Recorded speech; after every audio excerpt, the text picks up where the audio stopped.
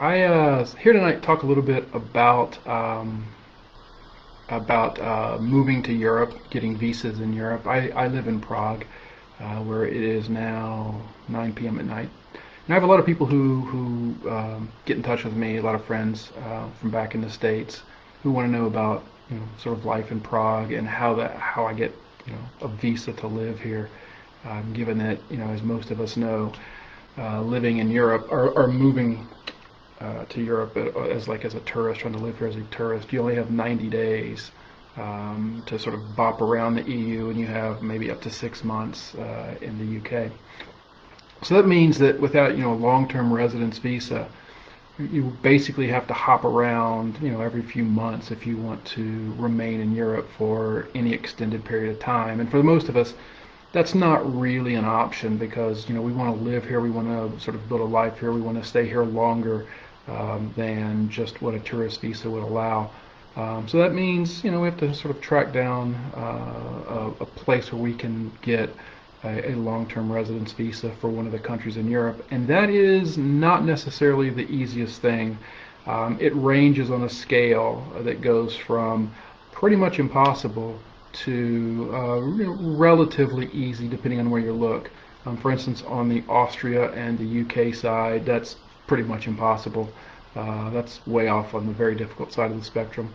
But if you are looking around for visas for retirees or to be a freelancer, that's a different calculus, because there are a number of countries, very nice countries, places you'd want to live, where you can get those kinds of visas. In particular, I'm thinking of Portugal and Spain when it comes to some of the retirement visas. But there's also a category of visas here that are freelance visas. And those are relatively easily obtained in certain countries, including France. Germany has one, and the place I want to tell you about tonight, the Czech Republic, they have one here. It's called the Zivnostensky, or just the Zivno to make life easier. It's effectively a trade license, but with this, it gives you the ability to get a long-term residence visa to effectively live and work in the Czech Republic and move throughout the European Union and whatnot. So it's a really good way to gain exposure, gain access to the EU through a relatively painless process.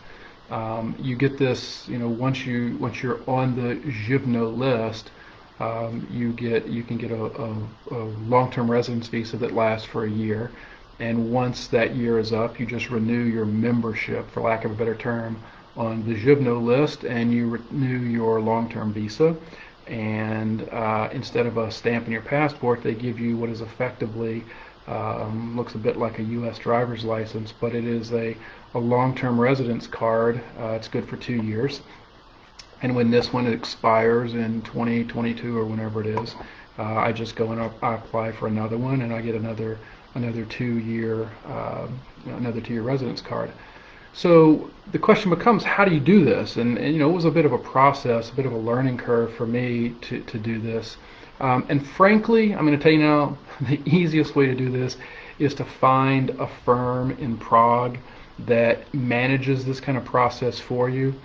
It's not terribly expensive to find a firm. It's going to cost you maybe a few $100s all in. But it's going to make the process so much quicker, so much more efficient, so much easier, because the forms you have to fill out have to be completed in Czech, and all the forms are written in Czech. And I can tell you that there is a reason only 10 million people in the world speak Czech. It is an incredibly difficult language, and even the Czechs I know complain about how difficult their own language is. So this is one of those countries where if you want to go through the process, you really want to do it with a local firm that can help you. Again, it's not going to cost a terribly large amount of money. So to make it onto the Zivno list, it's fairly simple actually. First, you need to identify whatever trade you want to participate in. You can't just choose sort of the all-encompassing freelancer. You have to sort of pick from this list, and it's a very extensive list. I think I chose teacher so I can teach English, which is a pretty good way of getting into the Czech Republic because they want a lot of English teachers here because there's a demand for it as the Czech Republic becomes increasingly sort of globally oriented, EU oriented. It's a manufacturing hub for a lot of the EU countries, so you know there's a lot of demand for English here. And I was on there for I think writing, photography, some other things. So you just sort of fill out this list, or just check off these boxes of what you want to be listed as on your Zivnostensky form. And then you're going to need your passport. You need some sort of confirmation of accommodation or a business address in the Czech Republic that you're going to operate from, which sounds like a bit of a challenge because you may not have that address when you immediately move here. But it's not that difficult. I mean, if you do find a place, you can just get the landlord to sign the lease that you've signed. She'll get it notarized, or he will get it notarized, and then you just sort of include that. If you don't have an address, you can use, like I said, one of the firms that does this process for you, and almost all of them will have some sort of virtual address that they will allow you to use for an additional fee that gives you sort of an address you can use temporarily while you're going through this entire process. I moved here on my tourist visa, found an apartment the first day basically, moved in a couple of days later and used that as my address on everything, but you know, you don't have to do it as I did. And then you're going to need a signed affidavit by the U.S. Embassy here in Prague, which is basically sort of the U.S. stating that you are in fact an American citizen, you're not a known criminal. Otherwise, you've got to go through the sort of criminal background check through either Interpol or the FBI or whatever they want to use. But if you just go through the embassy, it's actually a much easier process, quicker, a little more efficient.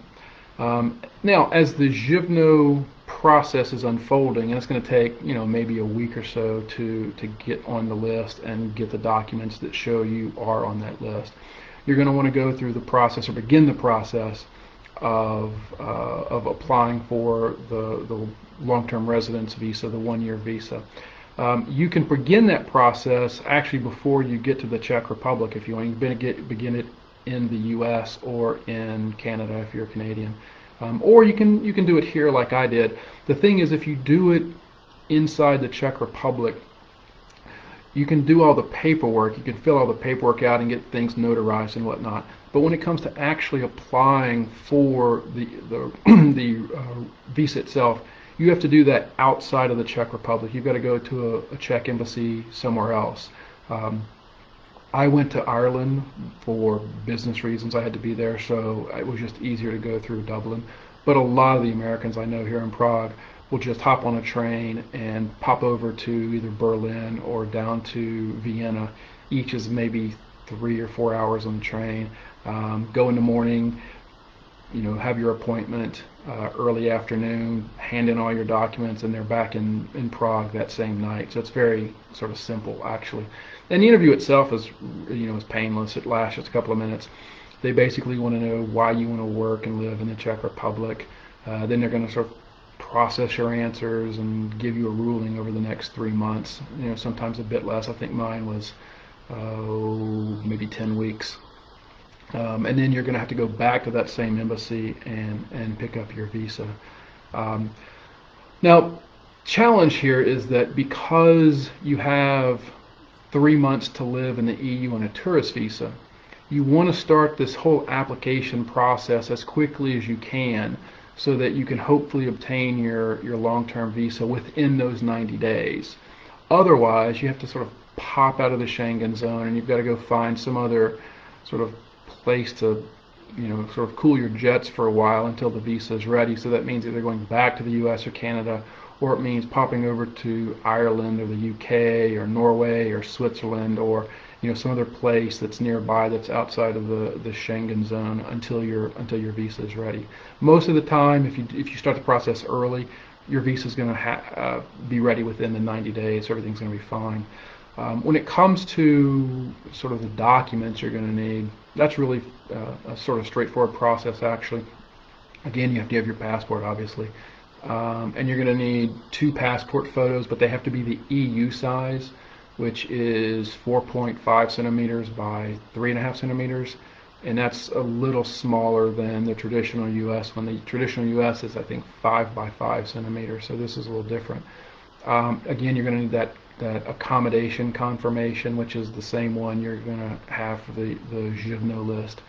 Your application form, which you can fill it out yourself if you want to use Google Translate or if you happen to speak Czech, or again, managing this process through one of the agencies is probably going to be a whole lot simpler, because they'll just fill out the form for you. It's going to be done right, easy, efficient, effective. If you do it yourself and you get something wrong, then you've got to start all over again, and it's just going to sort of create a big backlog, a big headache, because then you're definitely going to run out of your 90-day period.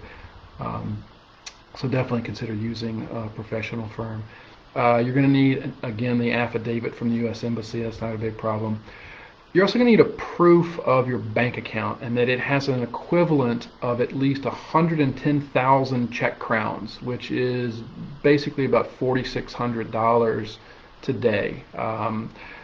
The proof needs to be on bank letterhead.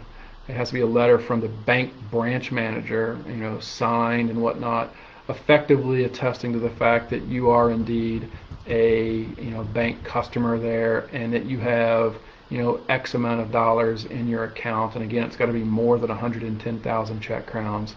And then you have to have that document translated into Czech. And it's got to be sort of, I think that one has to be notarized. I can't remember now, but it definitely has to be translated into Czech. And again, another reason why I sort of encourage everybody who's going through this to hire a local firm, because again, it just makes it so much simpler to deal with these kind of things, because they're going to do all the translations for you and everything, make sure everything's proper.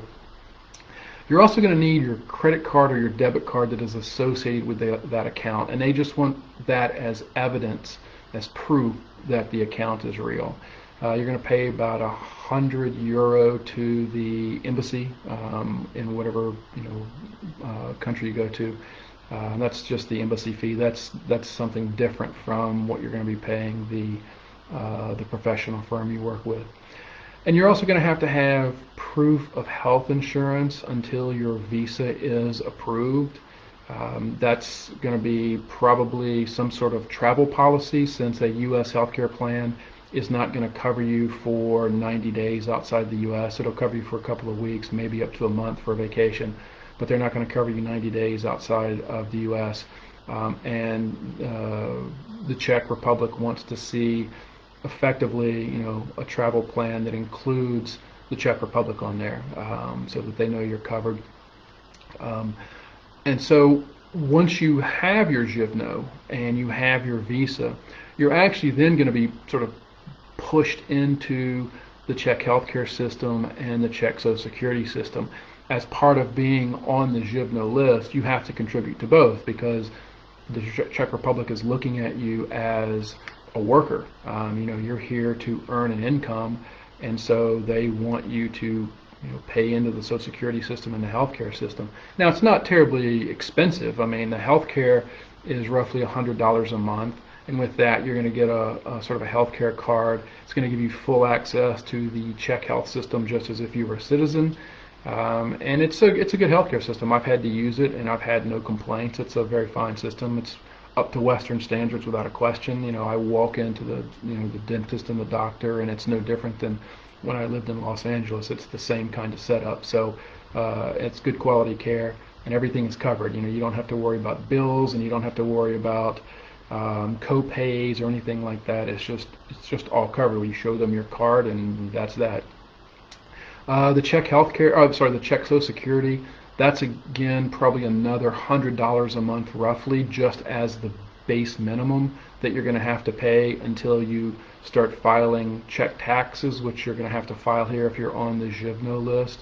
And once you file taxes, they will determine what you owe, if you owe anything more, but based on whatever your income was. And then they'll tell you, okay, next year, instead of paying the minimum, you've got to pay this much every month to basically cover your obligation to the Czech Social Security system. It's not really a complicated process, honestly. And I go through a tax professional here who handles all this kind of stuff for me. And the Czech tax system is actually pretty good because I get to write off the first 60% of my income, and I'm taxed on the remaining 40%, and I'm taxed at a flat 18% rate, which is a really good rate. I mean, it's a really fine system the way they've got it set up. Very simple, very easy to use, and the benefit as being an American overseas, living permanently in a different country, is that you are subject to the foreign earned income exclusion, or you can use the foreign earned income exclusion, which allows you to basically avoid paying personal income taxes on the first $107,000, roughly. Maybe it's $107,600. It goes up every year.